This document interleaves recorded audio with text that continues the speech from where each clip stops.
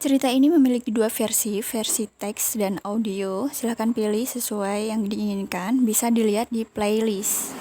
Bagian 8. Ajari aku untuk mencintaimu. Dava memijat pelan kepala dan mengerjap membuka mata. Masih terasa berat juga berdenyut sakit di kepala entah apa sebabnya. Ia mengedarkan pandangan. Menarik napas lega saat menyadari berada di kamar. Pintu berderit. Dava memicingkan mata melihat Aira datang membawa nampan dengan senyum mengembang. Ia berusaha bangkit dan duduk bersandar. Abang sudah bangun. Aira tersenyum seraya menaruh nampan berisi segelas teh hangat dan semangkuk bubur ayam di meja samping ranjang. Minum dulu. Bang, biar anget perutnya. Ia menyodorkan teh. Dava menerima dan meneguknya setengah. Aira meletakkan kembali teh lalu mengulurkan tangan menyentuh dahi Dava. Abang tadi subuh panas. Alhamdulillah sekarang sudah reda. Jam berapa sekarang? Dava melirik jendela dan terlihat di luar sudah terang benderang. Jam 9. Bang, abang mau mandi dulu atau sarapan dulu? Abang pasti lapar. Tadi malam muntah-muntah terus. Dava mengernyit. Muntah. Iya, abang mabuk semalam dan pulang jam 3 subuh. Abang kenapa dan ada apa? Mabuk. Siapa? Aku. Dava terlihat semakin bingung. Ia memicingkan mata. Mencoba mengingat semua. Iya. Bang, abang pulang dalam keadaan mabuk. Abang sama sekali nggak ingat. Dava menggeleng pelan. Siapa yang nganterin aku semalam? Nggak ada. Waktu Aira keluar membuka pintu. Abang sudah tepar di lantai. Mobil juga sudah terparkir di halaman. Astaga. Kalau aku mabuk berat, mana mungkin bisa pulang sendiri dan nyetir mobil.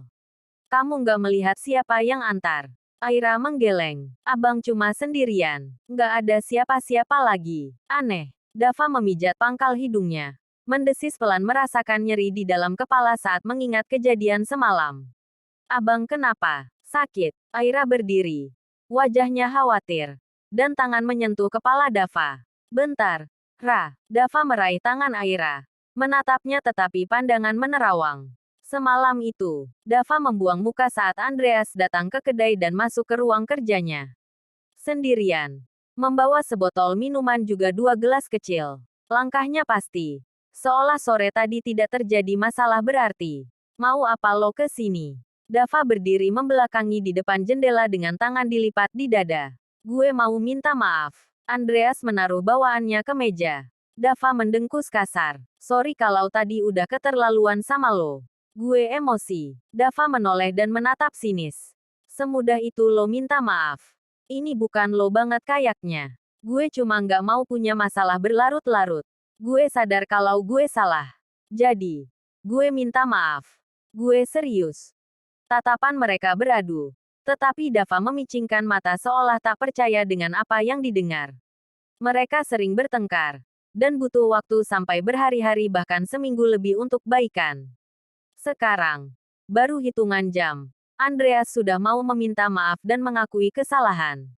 Andreas tertawa kecil saat melihat Dava seolah tak percaya. Lo nggak percaya sama gue, Dav. Ini gue serius minta maaf sama lo. Dava menghela napas panjang dan mulai berjalan mendekat. Gue juga minta maaf. Ia mengulurkan tangan dengan senyum persahabatan. Mereka berjabat tangan lalu saling menonjok dada tanpa tenaga.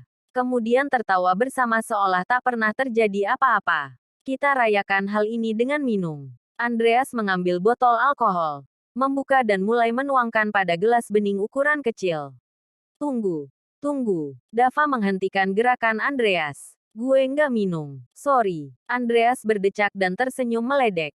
Gue udah lama menjauh dari alkohol, Andres. Apalagi sekarang gue punya istri model Aira. Gimana entar tanggapan dia kalau gue minum? Dava menjelaskan. Dikit doang. Dav. Andreas kembali menuangkan minuman. Sekali-kalilah. Lagi suntuk. Kan lo. Abis lihat mantan. Ia menyodorkan gelas yang sudah terisi penuh. Dava mendengkus kasar dan memalingkan wajah. Jangan mulai lagi, Andres. Sorry. Gue nggak maksud buat ngingetin lo sama nada lagi. Gue cuma berusaha memahami perasaan lo. Kalau gue jadi lo, kayaknya juga susah buat lupain mantan yang udah 5 tahun pacaran dan hampir aja nikah. Dava melirik Andreas dan menghela napas panjang. Ucapan Andreas justru kembali mengingatkannya kepada nada. Sakit itu muncul lagi dan rasa dendam seakan menguasai. Ayolah, bujuk Andreas. Dikit doang buat ngilangin suntuk. Dan nggak bakal bikin lo mabuk. Dava menatap Andreas yang tersenyum meyakinkan. Perlahan tangannya menerima gelas dari tangan Andreas. Nah gitu. Dong, baru namanya laki. Andreas tertawa kecil lalu menuang minuman ke gelas satunya. Untuk para mantan. Agar jauh-jauh dari pikiran. Serunya dan terbahak. Dava tersenyum dan menggeleng lalu meneguk minuman dengan sekali teguk. Tanpa sadar. Andreas memerhatikan dengan senyum mengembang tanpa meminum miliknya. Lo bener, buat mantan sialan harus jauh-jauh dari pikiran. Karena cuma bikin sakit kepala. Ujar Dava menggebu diiringi derai tawa. Hal yang dimanfaatkan Andreas untuk kembali menuangkan minuman ke gelas Dava. Tanpa ragu.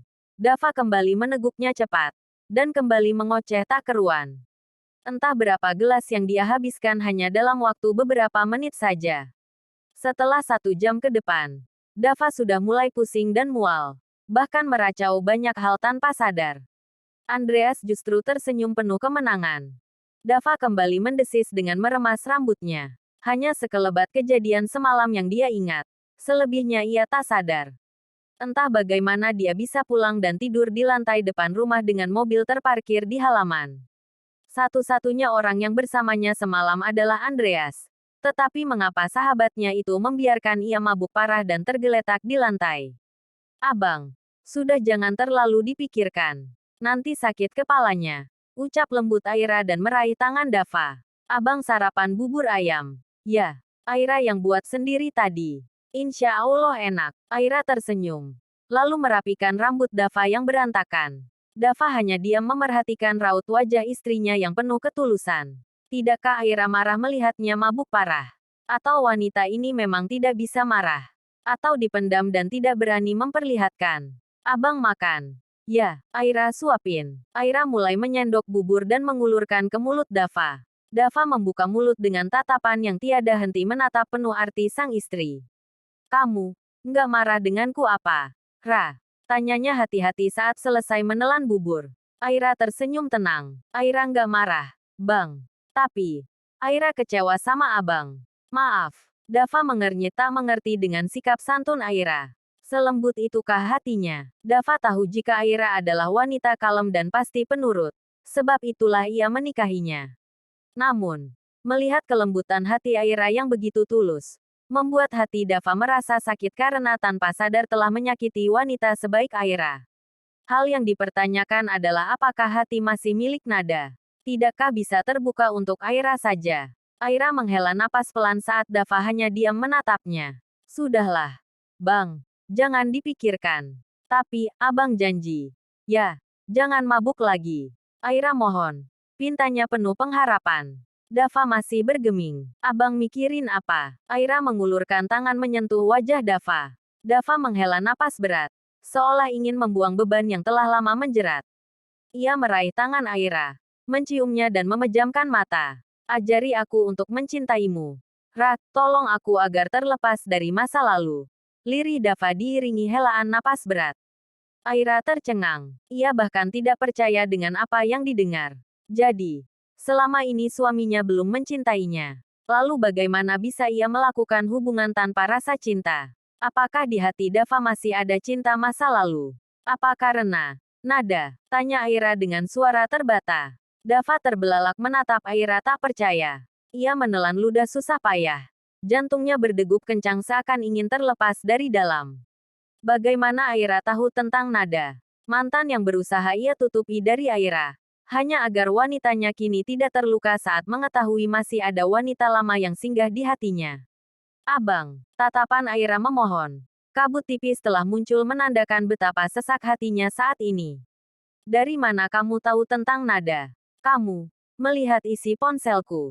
Tuduhnya tanpa sadar. Aira tersentak dan menggeleng kuat. Jadi, di ponsel abang masih menyimpan tentang Nada. Aira justru balik bertanya. Maksud kamu? Dava mengernyit tak paham. Aira sama sekali tidak membuka ponsel abang. Aira tahu. Karena semalam abang menyebut nama Nada. Setetes air meluncur juga dari sudut matanya. Sesak tak dapat lagi ia tahan saat mengetahui sebuah fakta mengejutkan. Bukankah yang paling menyakitkan adalah ketika hati sudah diberi harapan, tetapi kemudian dibiarkan jatuh cinta sendirian?